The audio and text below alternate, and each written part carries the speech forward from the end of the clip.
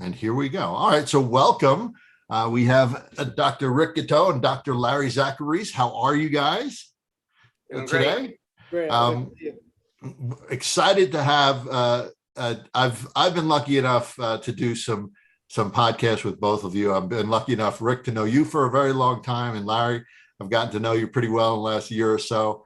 Two amazing guys that have such great knowledge in this space.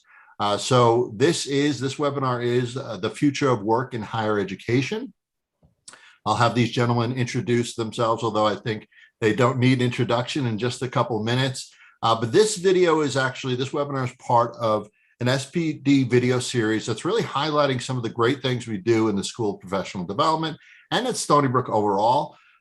This is maybe the 7th or 8th one that we've done of these through the School of Professional Development. This is so far the most popular so far as the webinar attendance goes. So that's really great to see.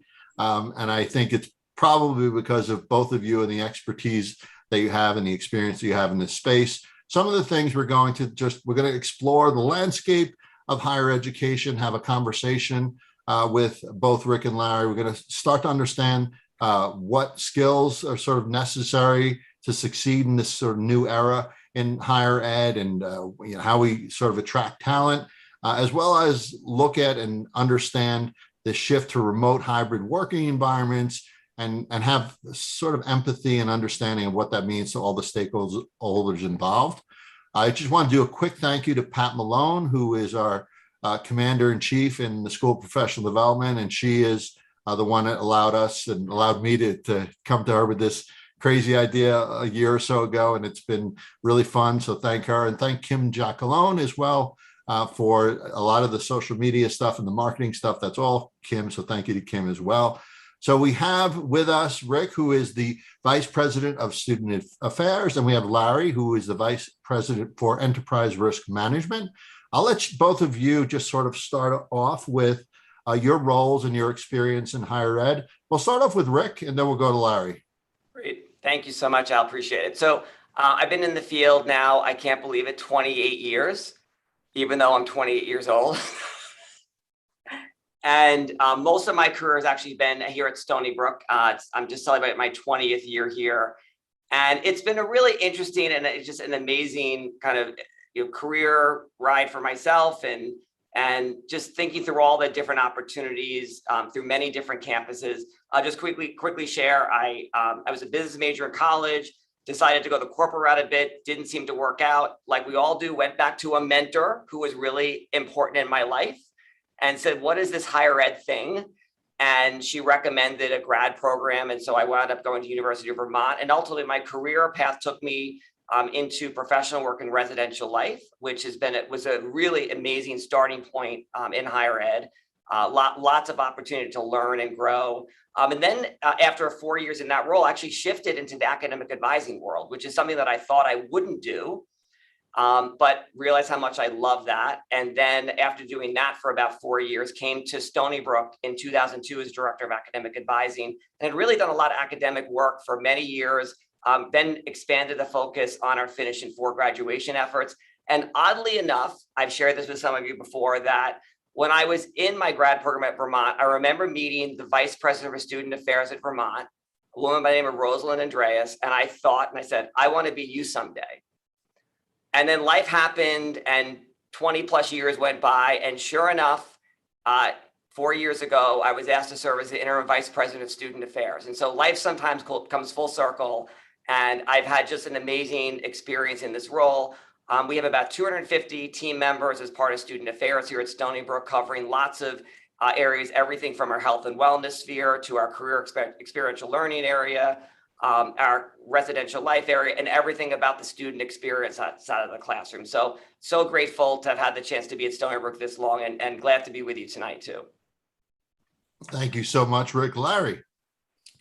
Good evening, everyone. For those that I haven't had the pleasure of either working with or teaching with in the SPD, my name is Larry Zacharies. I've been here at Stony Brook in this latest portion of my tenure for about 12 and a half years, but I actually started many moons ago. I won't say how many. I'm 28, just like Rick. So I came to paramedic school here actually in the early 90s.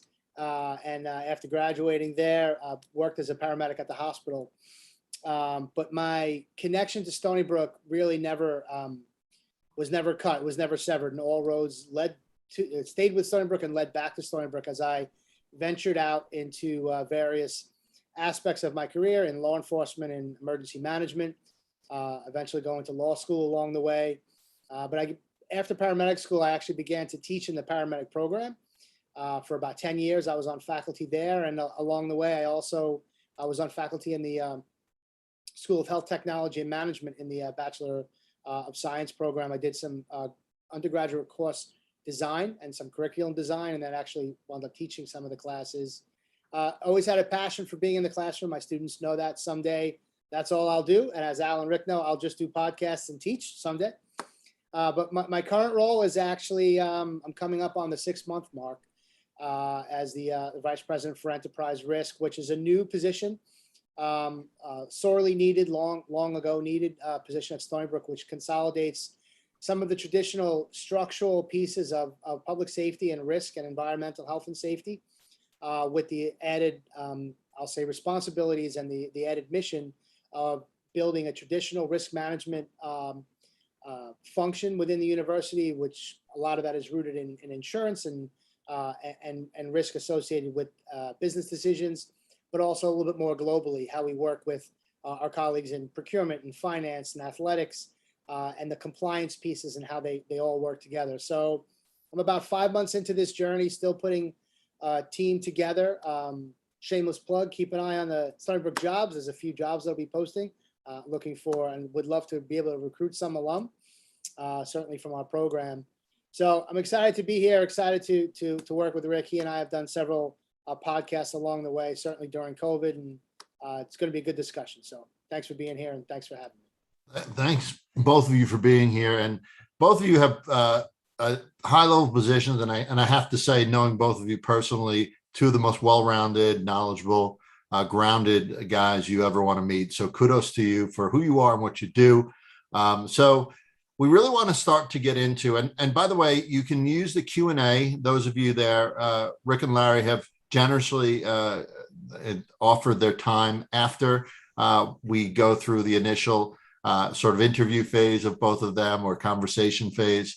We'll look at your Q&A questions, and we'll be able to answer some of those hopefully if time allows, we'll be able to answer some of those. So use that Q&A and put in your questions as they're talking, and we'll get to them as many as we can right after we talk. So Rick, the first question for you, obviously we've seen a lot of changes this past year, and just Larry, your position was done in 6 months. Some of these new positions that are coming out, some COVID inspired, some not, but it's sort of constantly changing this landscape. What is it in your mind? And for the audience, we'll be asking one person the question, but then the other person will have an opportunity to respond too. So just we'll have somebody lead that question, then we'll have the opportunity for a good conversation around that as far as the format goes. Rick, what does the landscape of higher education look like now, currently? So when we were talking about that question, it made me think about, obviously, COVID's a demarcation that I think it's a pre and post COVID, but let me kind of take a step back, not even looking at COVID for a minute, and just thinking about landscape of higher ed in terms of what is our fundamental purpose of higher education. Because I think as we look at the landscape of higher ed, there are many strengths that we have, across the country, but there are also a lot of challenges and a lot of threats to the institution of higher education that we need to manage. And so, and not that I'm going to start with an idealistic point of view, because I think I like us to think about, why are we all here? Why do we want to pursue higher education as a profession, as encouraging people to come to college and earn a degree? And I like to think that we all want to learn for learning's sake, and that we want to be a more educated society, that there are these general ideals that we as citizens want to help achieve. And so I like us to think that, even though I think that's faded over time, I still always hope that when people go to college and want to join the field of higher ed, that is something that's a true value that they hold. But In the other regard, I think in the more practical side of things, we've seen higher ed have major upheavals, COVID included, and particularly in higher ed, if you look obviously over the last 10 or 15 years, the exponential increase in the cost of higher education.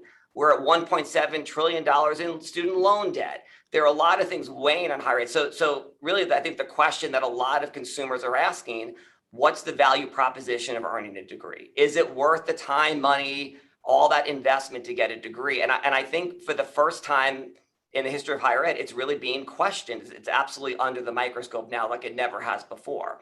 And then you add the dimension of COVID into that, which I think obviously for all of us, I'm sure if anybody working in higher ed or been part of the organization over this time, another major upheaval. And so it's interesting, on the one hand, the landscape of higher ed is often one that's unchanging, that sits mired in conversation without decisions being made, which I think has affected how higher ed's perceived by the public. Yet COVID, on the other hand, it's so fascinating, it forced an immediate change. So this notion that higher ed's inflexible and they can't pivot on something, they can't move quickly. On March 10th, 2020, that all changed. And so I think that I look at it in a positive way, that's an indication, a sign that higher ed, if forced to change, will change and does change. So the question is, right, what happens going forward? I know we'll talk about that more in the conversation, but I do like to think that we want higher ed to persist because we want to be educated, but know that we still have to provide value to students in terms of their career aspirations, graduate school. We have to give fundamental skills that students can develop that our employers and others want to see. So there are tensions there that we still have to work through, but I do think higher ed will persist with changes along the way. Yeah, and the important part, there are a lot of important parts of what you're saying, but one of the biggest things is that these conversations are happening. There is an awareness of this shift, of this need to sort of shift and make sure that we're relevant to consumers, right? I'll turn it over to you, Larry. Anything to add? Rick really just is a very complete and very honest answer, but I'll just add two things. One of which is COVID, sort of the lens of COVID, in that I agree that higher ed was tested, and I think categorically across the board, there's certainly places where it wasn't the case, but for the most part, it's proven itself to be resilient, and it's proven itself to be nimble in its responding to students' needs, whether it's teaching modality, whether it's supporting student relief efforts. There are a laundry list of things that Stony Brook and other peer institutions had to do in order to, in our case, bring our students home from abroad, right? That's how we first got into the COVID business, then manage their needs initially, and then manage the ever-changing responses to the guidance that we had. And we were, certainly the largest public higher ed in the country, had unique needs, but other places had needs as well. So I think not only has higher ed proven it's going to be around, I think our students have proven that, for the most part, that they want to continue to learn, that they understand the value of higher ed, perhaps even more now than ever, because the market's going to change. I don't want to steal our own thunder. We're going to get into some of this and how the landscape in general looks, but the market's going to change, and the way that students will be able to compete in that market is by continuing to keeping in mind all of the costs associated and things like that. But in order to be competitive, continuing education, professional education, and the pursuit of higher education is clearly going to be a part of that package. So, and I want to get to this next question too. And Larry, if you could sort of lead this one, but you're both really a key part of the HEA program, and I'm highlighting this because based on what you both have talked about, it's going to take strong leaders, whether those leaders that are there already or those incoming leaders. And you're both a big part. We have some of our students from the HEA program here at Stony Brook University. To you first, Larry, what are you seeing in terms of the types of folks pursuing higher ed administrative opportunities? Because I just want to say a caveat here is it happens in K-12, but it also happened. Larry just went dark for a second there, and it's also happening in higher ed. People are kind of timid about getting into this space now. because of this massive shift and all these things that they have to now think about, right? So what are you seeing as far as the types of folks that are pursuing higher ed degrees, administrative opportunities? And obviously I'm a little bit biased, but I think, here it's one of the most versatile degrees for a number of reasons. It allows anyone who has any interest whatsoever in working in any area of higher ed to leverage that degree to then be competitive in the market. What I mean by that is just looking at Rick's areas, there's so many different specialties and so many different nuanced opportunities. And that's just in student affairs. But you take that and you translate it across the entire university, from admissions to procurement to facilities to the healthcare environment to just general administration. Now it's Rick's turn. I think we're saving electricity, Larry. Sustainable campus. That it's just, in order for you to be, and the beauty here is that you get experience and be able to interact with, Rick and I work very, very closely together, but our jobs are pretty different. They intersect and our responsibilities intersect, but the missions are not necessarily the same, but they're all focused on the student experience and the safety and security and the support of our students in different ways, but there's a lot of overlap there. So I think we're seeing some non-traditional students. I've seen, students not just necessarily coming straight out of school, some who have gone elsewhere. To Rick's point earlier, we've seen some who have tested the waters in different disciplines and have landed back here. And then we've seen some that have just walked straight through and undergrad, they're RAs, they're RHDs, and they find that path, professional path, and then they enhance that with the degree. So I think it's the cart and the horse and the cart, but it's student specific. And I think the value of degree speaks for itself, and the ability for it to be applied in many different places within higher ed. To me, that's the beauty of it, is that you don't necessarily, and you can move around. We recently just hired someone, I won't say from where and from what, but her original discipline, her original place where she began in higher ed and what she's doing now are complete polar opposites. You would never expect it, but had opportunities and had the ability to advance and experience different things, and went from student affairs to something completely and totally different now, but having had that experience, and has, not from here, but has a HEA degree. So I just think it. Larry, just as a follow-up, then we'll go to Rick. Is that something, that sort of fluidity in looking at different roles, is that something you recommend for upcoming folks, or is that an asset as far as them coming into the space with these different admin opportunities? I think it is, and I think you have to be careful. I just had a student in my office who, a lost art, found me on LinkedIn, found me on the directory, emailed me and said, your background is similar to what I want to do. I want to come meet with you. So I love getting those emails. I'll meet with people like that all day long, and it's fantastic to see. And she's deciding between a PhD and going to law school, so it's a critical juncture for her. But I do think, to your point out, I think that as long as you're not jumping every 6 months or so, right, because that doesn't show necessarily continuity, but being exposed to different things is an asset for sure. Great. So Rick, what are you seeing as far as types of folks pursuing? And we'll go into the next question too, because I think it'll lead into it for you to discuss the skills and competencies of those who want to join higher ed. If you want to go into that next question as well. Sure. What are you seeing as far as folks, and then what sort of skills and competencies do they need? Well, the one thing I think that still holds true, and this is what I always like to think about, we talked about the value of internships and experiences to figure out what you want to do and to know that. And the great thing about, I think, working in higher ed is your college experience is in and of itself your internship.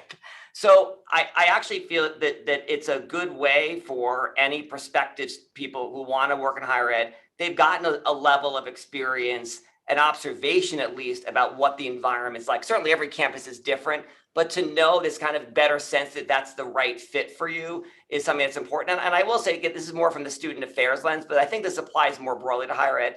We're ultimately, many of our roles, we're a helping profession. And I think that's a huge part of what drives people to want to be in the field, and particularly in student affairs. Related to skills and competencies, those certainly have evolved over time. And I'm sure many people are aware of this, but two of the major higher ed associations, ACPA and NASPA, over the years, and last, I think in 2015, they identified a set of professional competencies that higher ed practitioners, particularly in student affairs, should have. And I know when I worked in the curriculum development of the higher ed program, we really made sure that those 10 competency areas were embedded within the curriculum so that you could graduate really with a set of good skills that could be applied to your professional work. And so what I just want to share briefly, I'm just going to highlight a couple of them because I think that they do speak to what we're looking at as important pieces.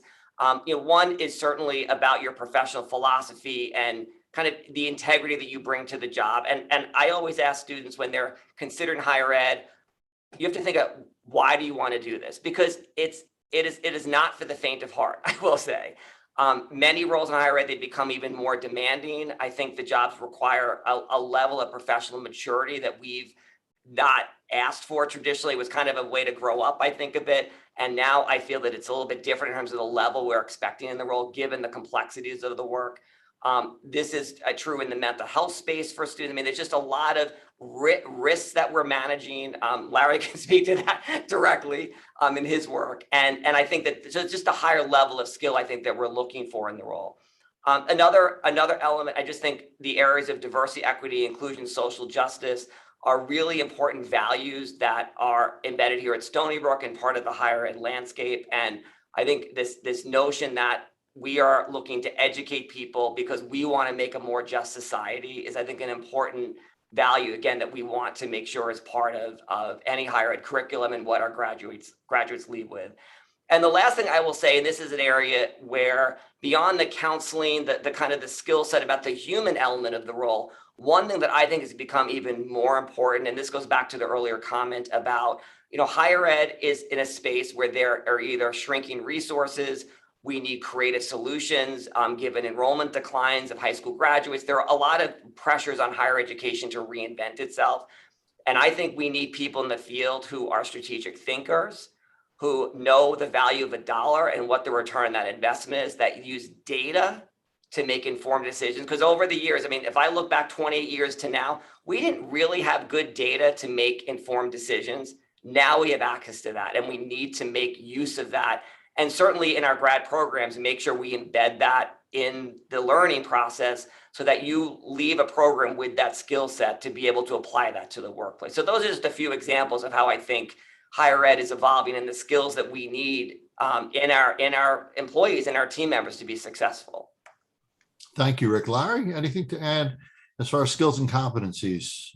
Yeah, I think it's a careful balance between being able to be a member of a team and being able to work with peers towards a common goal, but also be able to be empowered and when the appropriate time and the appropriate position, be empowered to make decisions and to emerge as a leader. And I think, in my mentoring of my various teams, so now, depending on which day of the week and which org chart we're looking at, similar to, maybe 285 or 300 different people with some pretty unique missions and not necessarily moving in the same direction. But what I've been trying to do is create these, I'll say, cultures of cohesion, but also allowing people to realize that they need to swim in the same ocean, but every once in a while swim in their own lane. And I think the flexibility and having, and not everyone can do it. If you're not training your replacement, I talk about this all the time in leadership. If you're not training your replacement, if you're not building out your bench, then you're failing as a leader, and you're doing yourself and your organization a disservice.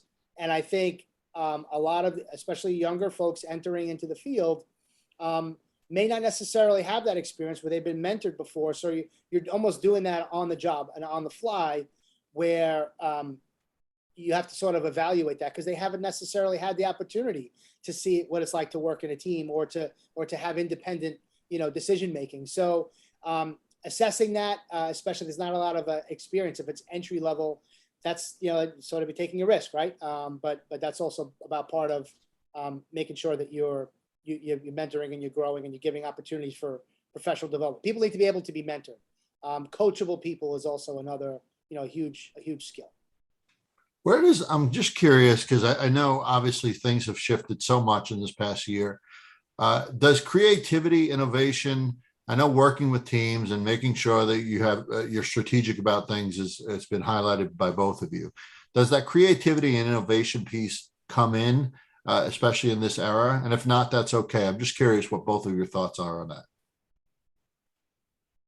Maybe Yeah. Rick, you go, and then Larry. Yeah, absolutely. And I think that is a critical piece, because higher ed is, as I said before, under the microscope and has to be able to be nimble and respond to these changing environments. And so think about a campus that might have declining enrollment. How do you then reverse that trend? And that's going to require innovation and creativity to come up with better solutions. I think one of the challenges is, as you were saying, it made me think about, I created a class called Leading Through COVID. And one of the things that Larry actually was a great guest speaker in the class. And one of the things that we did talk about was, how do you, through a pandemic like COVID, how do you think creatively and innovatively about responding to the issues at hand? And I remember one of the questions a student asked, which was so on point, was, how do you make decisions with imperfect information? And that, I think, also speaks to the importance of as you get information, you've got to think about ways to creatively respond and be innovative in the approach to how you then make informed decisions, because we're being thrown things that we've got to be able to respond to, in some immediate time frame that doesn't give you everything you need, but you've got to kind of think out of the box in every decision that we make. Larry, any thoughts on that? Yeah, and all of that in a highly regulated, ever-changing, legally complicated environment, right? With super high stakes. So every time we turn around, there's a different three-letter agency or legislative body who's giving us more mandates, less resources. To Rick's point previously, everyone is working more with less, less resources to throw at it. So the creativity comes in. It's more of a requirement than a nice to have, because you're trying to get your teams together, oftentimes with very little notice and not even a lot of direction. We're one of 64 campuses, as everyone knows, and COVID is a good example, but just in general, just the way information kind of flows up and down the system, oftentimes you're making the best decision you can with little or no information. So creativity, spontaneity, sense of humor for sure. But all those things are very important. As the lights go out on you. Yeah, as the lights go out on you.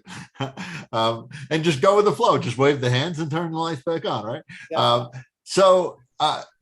And for those listening, like what we're talking about with Rick and Larry, a lot of these they could be construed as issues or obstacles that we're encountering in higher education.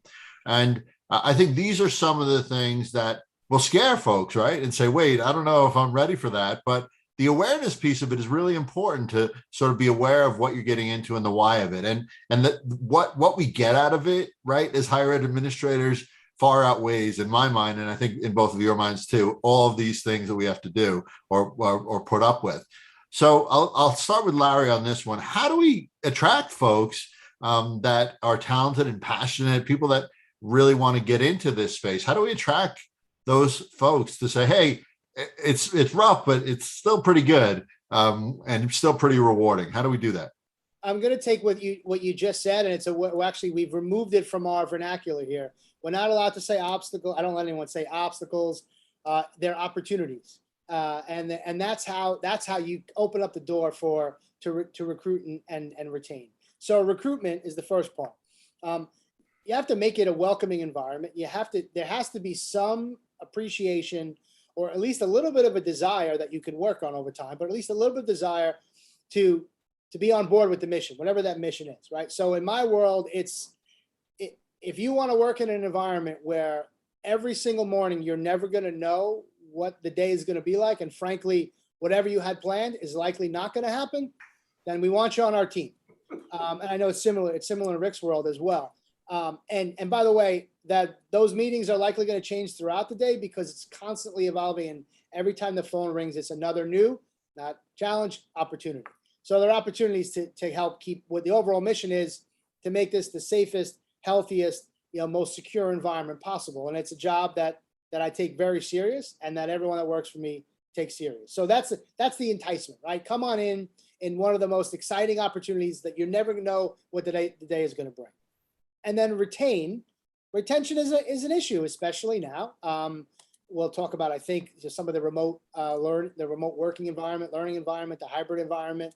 You know, I was talking to a colleague just last week, and they are actively recruiting fully remote CFOs, right? So now we're going to go fully remote with the C-suite, and it's going to be very, very difficult to keep folks in the traditional working environment. And we have some, telecommuting policies and things like that happening. But the key to retention is very simple. Take care of your people. So if you're taking care of your people and you value them and you put them first and you give them opportunities to advance, you give them opportunities to professionally develop, give them opportunities to lead, perhaps in places where they're reticent to do so. And again, I always say building a team, building your bench and training your replacement. That's how you keep a motivated team. And that's how they then attract other, we all have these networks. And whether it's a former classmate or a colleague elsewhere, you open up the door to opportunity, and then that opportunity becomes contagious. So get them in, get them excited, get them on board with whatever the mission is, and then make them happy to stay while keeping them entertained, keeping them motivated, and giving them opportunities to achieve excellence for themselves and for the organization. And those opportunities turn into experiences which help them grow professionally, personally, all that wonderful stuff as well. Rick, question to you. Yeah, I mean, just to add to what Larry said, I do think that it's a matter of also your reputation in the field, and that you want to be viewed, I'll say again for student affairs, as that you are an entity that someone says, wow, they're forward thinking, they're progressive, they're best practices, they've created new things, they're innovative. I mean, that's a reputation I think you want on the street to help encourage people to apply. But to Larry's point, I love would use the example about somebody come in and saying, are you willing to kind of let your day play out however it plays out and not be tied to a set structure? I think it's also a matter of matching expectations, because people's expectations may be different in the job. And I think that's an important part of the recruitment process to make sure there is that match. I think in the retention, all the qualities you all talked about, but I would also add, I think building trust, communication, teamwork, as Larry mentioned before, those are just all pieces to me that make somebody want to be part of an organization. Because again, many of our roles, they are not 9-to-5 roles in the field. That's an important part of understanding, but what you get back from what you give is so much greater. And so I just think that's something that needs to, but again, it's not a field for everyone. And so I think it's trying to be realistic about what the field is. Still valuing work-life balance and making sure, people take a vacation, that they actually kind of do self-care. There are important aspects of it, but I think the field does require a level of, tenacity, I will say, of just ability to kind of roll with things that I think has been unprecedented in the last 2 years, that we've never faced before. And you're really talking about organizational culture and that sort of positive organizational culture, and the attraction is that this is something that is unpredictable but can be really rewarding at the same time, right? So Rick or Larry, actually, either one of these, and you touched on a little bit, Rick, so maybe we'll start with you. How do we maintain that balance with student workforce needs when we're these remote hybrid environments within higher educations? How do we maintain that balance? And I know you've mentioned earlier the mental health aspect too. So if you could speak to that, and Larry, chime in too as well. So this is my favorite question of the night, because I think it's so fascinating to kind of dissect where we are. And so there are so many layers to this. And one important piece is that the idea of remote work, and I'm so glad in higher ed that we have now busted the myth, this notion that you can't be productive working virtually or remotely. And I think that COVID forced the change, but it proved both, I think, to corporations and higher ed that you can be very productive. I have a lot of friends and colleagues, who work in corporate work. They're not bringing them back because they're making even more money. So why would we do that? But I think what's going to be so interesting for higher ed is, especially in areas of higher ed where, and Larry used the example of somebody being able to work fully remotely as a CFO. IT, HR, these other functions that maybe you don't need to be on site. And again, and because we're competing not just in the higher ed space for these roles, but in broader industries. So how that plays out will be very telling, and we're going to need to be, I think, be very flexible and nimble, because we're going to lose out on good candidates in that space in higher ed. So that has completely been a 180 shift in the way that we've operated before. I will say in the student affairs space and to the mental health part and other areas, one of the challenges that I know in the student affairs work that I do and our team, we've had many discussions about how do we balance student needs with maybe what staff would like to do, and how do we work through this in this remote environment. And so we've come to a point where we kind of look at things like density on campus. And so based upon the number of students on campus, that really needs to drive what our presence is on campus, as well as the notion that let's see what our consumer wants. What does the student want? And again, while we force the shift because of COVID to offer telecounseling, telemedicine, virtual career appointments, virtual advising appointments, all those pieces, and literally websites switched on a dime to go into that, and in many cases were seamless. It was incredible. Now we're saying, okay, how do we balance the two, and what do students want? So again, we're trying to be data driven on student requests for appointments, for example, and trying to meet those needs, because maybe a student wants to be in their pajamas in their residence hall and they don't want to trek over for a career advising appointment. And you know what? That's fine. I think we can accommodate that. So this is allowing us, I think, some really creative opportunities to think about our work. But I will also say too, and this is a part of joining higher ed, there needs to be a recognition that campuses like Stony Brook and other campuses that are truly in-person experiences, there's something that is missed if it's only online when you're trying to build community in that in-person space. So in the end, I guess the word I'll say is it's balance. And we just have to figure out the right balance to make sure that we're supporting students where they are and what their needs are, but also trying to, think about creative technologies and ways that we can, rework our operations even to actually be even more efficient, I think, than we have before. Yeah, and I love, not everybody says this in higher ed administration, but listen to what the students want. Is the moral of a lot of what you were saying there, and have empathy and understanding for them. Larry, anything to add to Rick's point? I just want to quickly take it to the other extreme. Well, first saying I do like, that COVID doesn't necessarily have to be a total negative. We have some great takeaways, things that worked, right? The virtual office hours, the virtual telehealth and telecounseling, those should never go away, right? Even if they're complements to existing face-to-face components of that campus life. But the other side of that coin is managing an organization within an organization where that's happening, but there is no ability to be remote or to be hybrid. So, and that's the unenviable position that I'm in. Bus drivers, police officers, fire marshals, there is no remote work. So being able to see what the future of that workforce looks like, and trying to have the balance, modifying hours and making less appearances. That's the challenge, while they're not peers, but their colleagues in other places are, telecommuting 1, 2, 3, in some cases they were fully remote. There's the potential for there to be, two classes and two different rules. And it makes for employee burnout and stressors that come in it, the environment that they're used to being in traditionally, while others around them are in a non-traditional environment. So that's some of the, I'll say, the post-COVID effects that we're seeing now. And it's going to be a challenge that's not going to go away anytime soon. It'll be certainly as the emergence of hybrid or remote, continues to be enhanced. They don't have the option of working from home. So it's just something. Can I just add to what was said earlier about the recruitment aspect? I think in my career in higher ed, this has been the biggest disruption to the labor force that I've seen.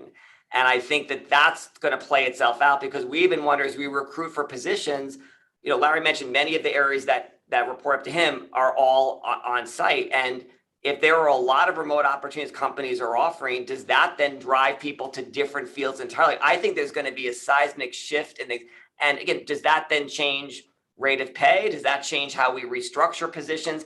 I think we're just at the beginning point us seeing some modifications. And we've even thought within student affairs roles, how do we advertise those to make them attractive to people? Because if the rest of the group is doing something that's of more remote and we're not, we may lose good candidates. So I think it's a little wait and see what others are doing first before you jump in. But it's also just trying to serve the student population that you have. And so it's going to be one of the biggest challenges we faced, I think.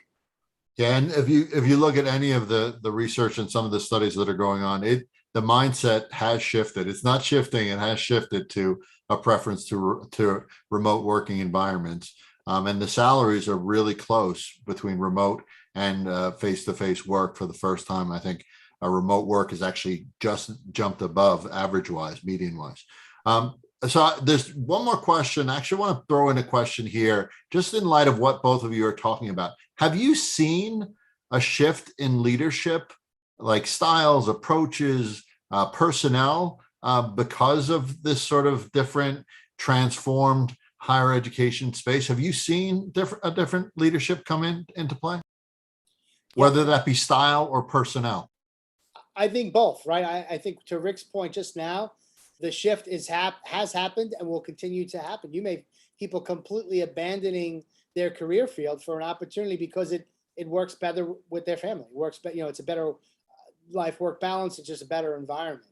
But the leader in higher ed has been 3 times the charm. So. I think Larry's doing this to emphasize his point, right? He just like wants to really drive home that point, and it's effective, though. I have to say, very effective. The leader in higher ed has been challenged, whether COVID was a significant issue in your state or not. I think if you're in this business anywhere in the country and internationally as well, it has changed. It has tested your leadership style and your leadership ability, and frankly, tested your wherewithal to stay. It's been, and Rick has been in, that role longer. Certainly my most challenging time professionally in any place that I've been. But I do think that it will continue to be a challenge because you're competing with convenience, and if folks can take convenience, it's not a matter of work ethic. It's a matter of what makes sense. I think society reevaluated itself and really took an introspective look at what they value. And when you're locked down and you're living in a very, very alternate reality, you take stock in what's important to you. So I think that will have an impact, has an impact on who we have and the type of leaders that we have in the positions. Rick, anything to add? Yeah. I wanted to add that.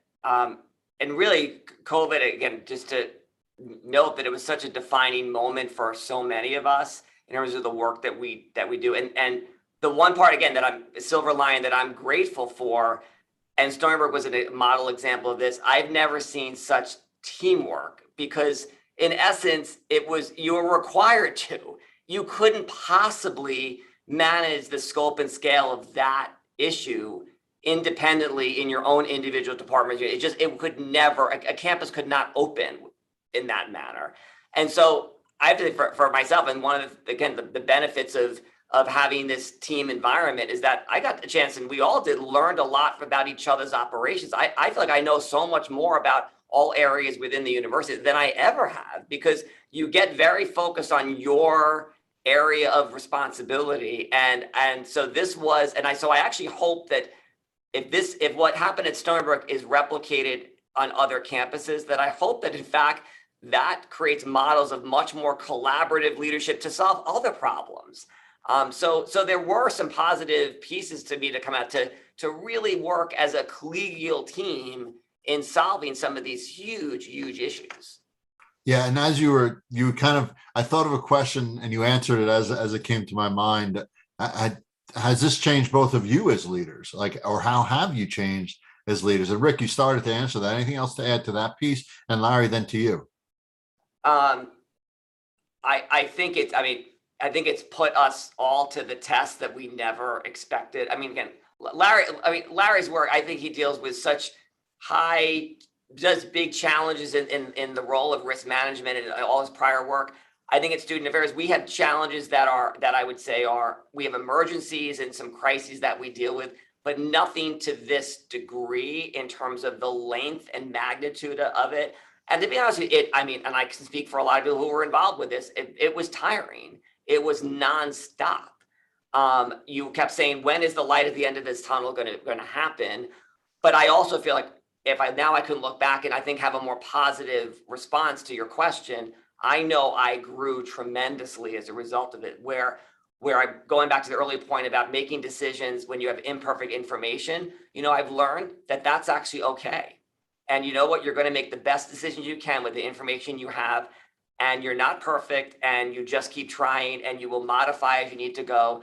And you learn not to be so fixated on a singular solution. There are many ways to solve problems. And I think, and going back to the point about team, the most critical part, it takes a team of experts from different areas to come together, each providing a piece of the puzzle to the solution. Great. I love that collaborative leadership part you mentioned earlier too. So key. Larry? Rick, I sort of joked around and, people say, "Oh, how'd you do during COVID?" I said, "I've been training for this day my whole life." This is it. Only half joking.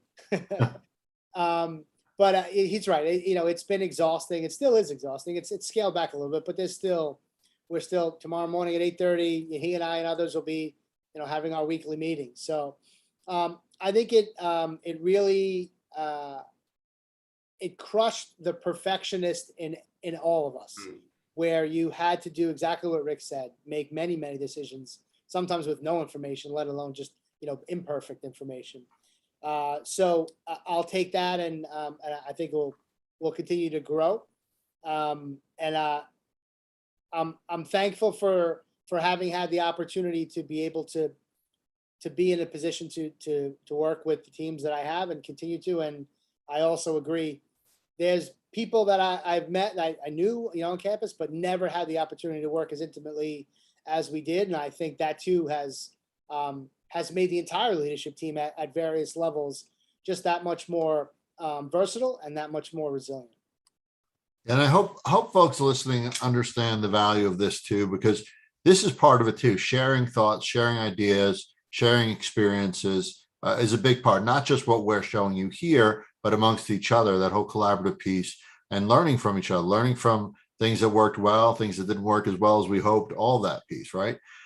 So last question, then we have a number of Q&A questions. We'll try and answer a couple of those as well in the last 10 minutes or so. Higher education, what is it going to look like future forward? And this is a loaded question, right? Because who knows? But what, in your mind, Larry, we'll start off with you. What's higher education going to look like future forward? I think, and I was trying to keep track of some of the questions in the Q&A, so I'll maybe half answer one of those because I think it's related. I think you're going to see many more institutions, while realizing the value and embracing the value of the face-to-face on-campus experience. I think we're going to see a lot more online and remote as not the sole option, because I think that's a bad business practice. We certainly have plenty of institutions that are online only, but I really think that both the consumer and the provider have realized that it can be done. Certainly if you have more time. HEA program is a great example of that.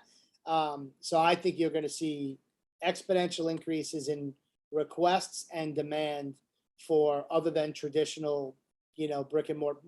It was the trend was happening anyway in a lot of spaces, but COVID certainly accelerated that. Rick?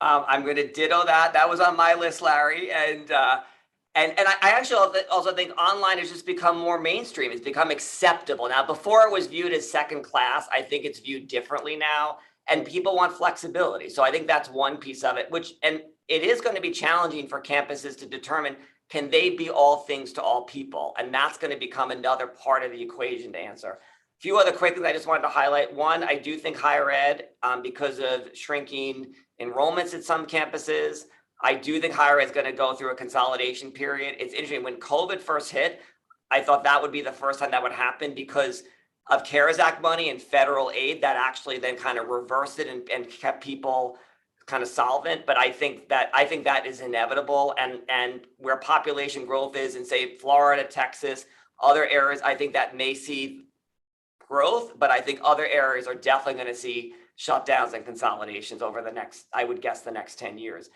Two other things I wanted to mention. One is about micro-credentials. I think that is absolutely something that will continue to grow.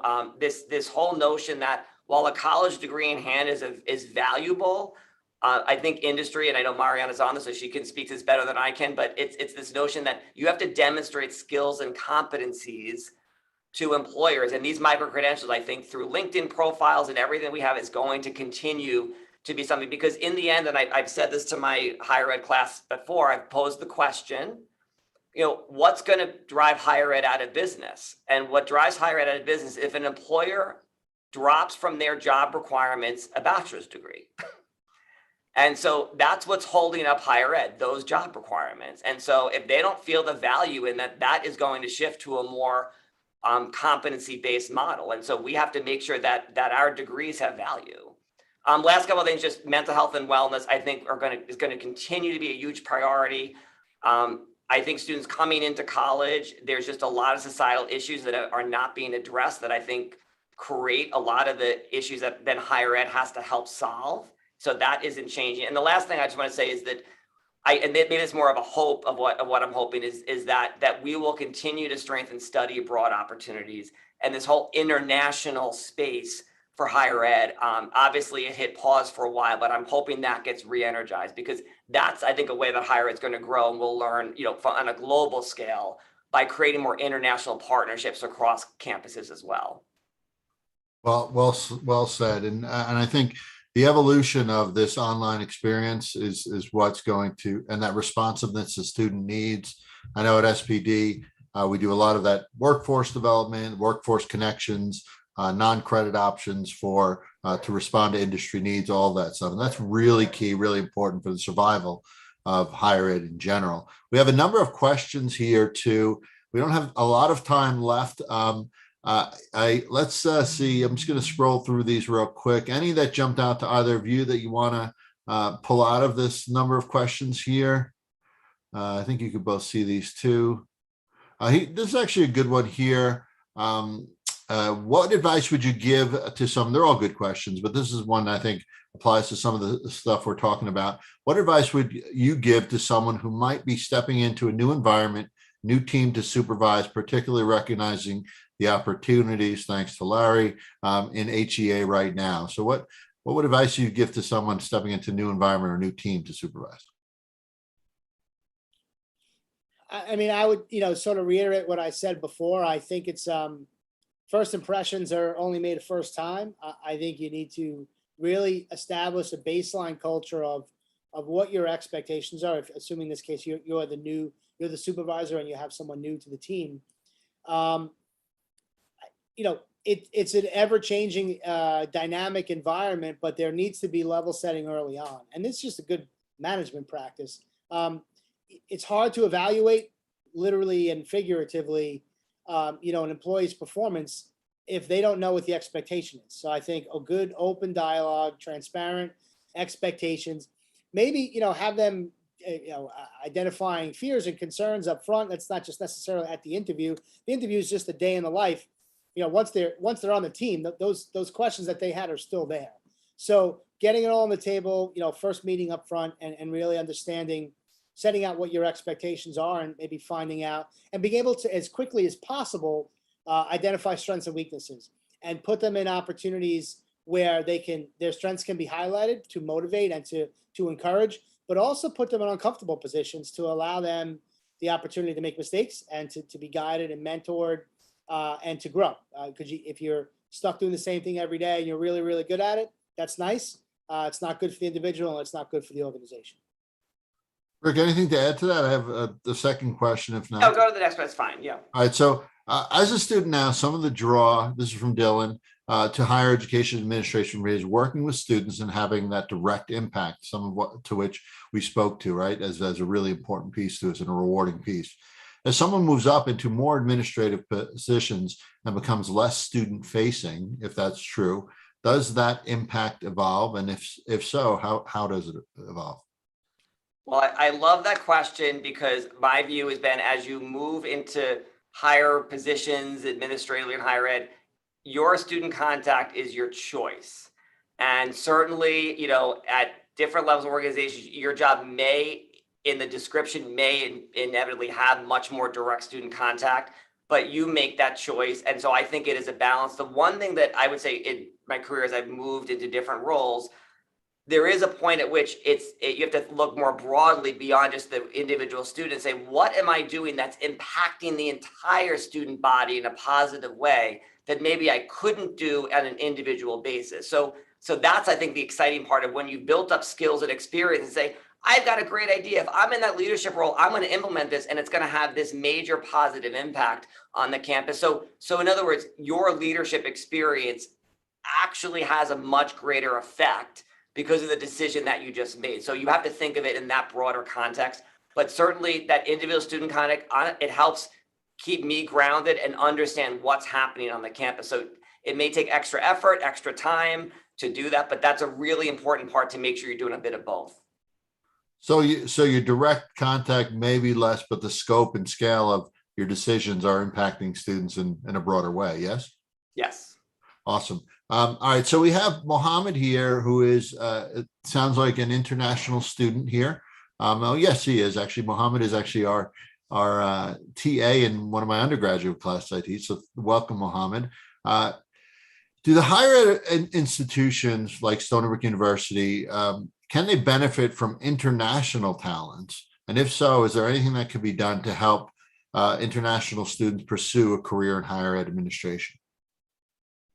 Yeah, I just want to take a stab at that because the conversation I had just a few days ago was centered around that. It's actually an international student. And I would say this, just because there are, depending on the career field, there are some regulatory, challenges or opportunities that may not necessarily be available. I would not let that dissuade you from that. And I would say seek out the help of folks here and others to try to find a way. No doesn't necessarily mean no when it comes to opportunities, right? And there's always a nuance. There's always a way to find a way to overcome that. And it's a very similar. I won't get specific, but a very similar question to the student that I had in my office just a few days ago. So I'm happy to help if that's a specific thing, but I think we need to continue to embrace the diversity of our student population, and both in teaching and collaborating and then giving opportunities, right? I talk about this in my class all the time. If we're not, we don't do a great job necessarily of training our students, having them graduate, and then giving them, let's just try to keep them. Those are our product. That's our work product. Why not try to keep it here? We just invested 1, 2, 3, 4, 5+ years. To me, that's the perfect opportunity. So there's definitely a way to work around those things, Mohammed. So I would say stay encouraged and talk to folks that are here. And particularly on campus like Stony Brook that has so many international students, students want to meet and talk with people who are like them, have common experiences. So we actually, I know, would find incredible value in the student affairs area to have more representation globally on our team. I mean, and that it's a wonderful thing. Diversity, not just for diversity, but for unique perspectives, objective views of things. That's where the value comes in. So great thought there as well. And someone also asked, and I think you answered this a little bit. Some people were affected by COVID. Some people that had been in this industry, this area for a long time, lost their jobs because of COVID. And Rick, you mentioned that might happen even more moving forward. So what sort of, this will be our last question and then we'll wrap it up. What advice would either of you give to someone who sort of lost because sometimes whole departments were absorbed, right? That happened with COVID. So what advice would you give someone like that? Yes, this was actually, it's interesting the question came up because in this last set of interviews that we've been interviewing candidates over the last year, it's one of the first times I can ever recall we've had candidates who were coming from schools where they were laid off because of COVID or a school closing. So I think that's going to be part of the trend. I think this requires more of an individual conversation because it depends on what your geographic flexibility is, other factors to consider. If you have geographic flexibility, it's obviously much better to do that. But I would also say while you're going through the job search to keep thinking about skills and competencies that you can build, because you don't need to be in a job sometimes to build some of the skills and competencies you see posted in higher ed job position. So that's one thing to always keep in that learning and growing and knowledge base that you're trying to build upon as well. Ultimately, I would just say it's also about networking. I mean, it's clear we say this not just higher ed, but broadly in the career space. It's who can you connect with, whether through LinkedIn or other people you know in the field, to help you then, whether it's individual conversations, just a consultation with somebody, getting career advice, talking with someone in an area you want to go into. If you want to pivot your career in a different direction, higher ed, you've got to talk to people. That's a really important part. And then again, feedback on resumes, cover letters, interviewing skills. And some people I know haven't done that in years because they were kind of settled in their role. You have to start back over that. And again, utilize our team here. Work with the network that you have to help make sure you are the strongest candidate possible. But the fact is, higher ed, the good news is, while there was a lot of shrinking going on, I think as I've looked at higheredjobs.com, there's a lot more opening up now because I think the financial health has kind of rebounded because of, honestly, federal supports help make that happen much faster. Larry, anything to add to that? And we'll wrap it up. The only tiny piece I would say is sort of I kind of dovetail what Rick said. Think about your individual skill set and how it might be able to be leveraged, not necessarily in the exact same way, but in a different way, in a different place that's closely aligned. And I agree. I'm looking at them. I'm getting them. Listservs are back up. Higher ed jobs is got a lot more opportunity than it did 6 months or a year ago. And there are, when you get resumes for these positions, I'm sure there are stacks and stacks and stacks of resumes. Sometimes what sets you apart is exactly what Rick said. It doesn't hurt to reach out on LinkedIn. Hey, would you mind having a Zoom conversation with me? You may get a no half the time, but half the time you'll get a yes. And even the ability to share those experiences, share the fact that you reached out to folks can be an inroad to a potential interview or a great response to an interview question. So just keep yourself open to those opportunities for sure. Any closing thoughts, Rick or Larry? Any closing thoughts? I want to thank both of you. Like I said, I know you both very well, and I appreciate both of you. And I hope that that everybody has enjoyed this conversation, but it will live on. And I have a feeling this is going to be a really popular thing for folks to look at. There's so much to dissect here. And I'm sure we'll be doing more of these with both of you moving forward. But any closing thoughts? I'll go to Larry and then Rick. The only thing I would say is exactly what you just said. I am always available. As I joke, I'm always only Zachary's in the directory. So if you do have questions we either didn't get to or want some one-on-one advice or don't know where to go, it might not even necessarily be in my wheelhouse, but I will find the right wheelhouse for you. And I echo that. You're always welcome to reach out. I'm always love talking about the field, and I hope you all know that Larry and I and Al too. I think we're all really passionate about the work that we do. We love higher ed and working with students, and I hope tonight's conversation just gave you a sense of there are challenges, but they're not insurmountable challenges, and I always, when someone asks what do you do for a living, I've now learned to say I'm a problem solver. And I think if we all kind of operate under that mindset that we're here to help solve problems and make experience better for everyone, to help people reach their ultimate potential, that's the kind of work that we're passionate about, that we love to do. And we want people to join us on the journey who have that same passion. And I'd like to emphasize, and I know both of you feel this too, despite the challenges of this space, there are so many little wins and so many feel-good things that happen on a daily basis that really, I know, drive me on from day to day. And I'm sure, knowing both of you, you have similar feelings on that too. So thank you both so much. We appreciate everybody that attended. This will be posted in a number of different places for people to watch over and over again. I'll also share, like I mentioned, with everybody who attended, We're getting a lot of thank yous, amazing discussion that you guys both did here. Thanks for sharing. So a lot of really thankful folks for such a great job that both of you did. Really appreciate your time, and thanks so much. All right. Thank you. Very much.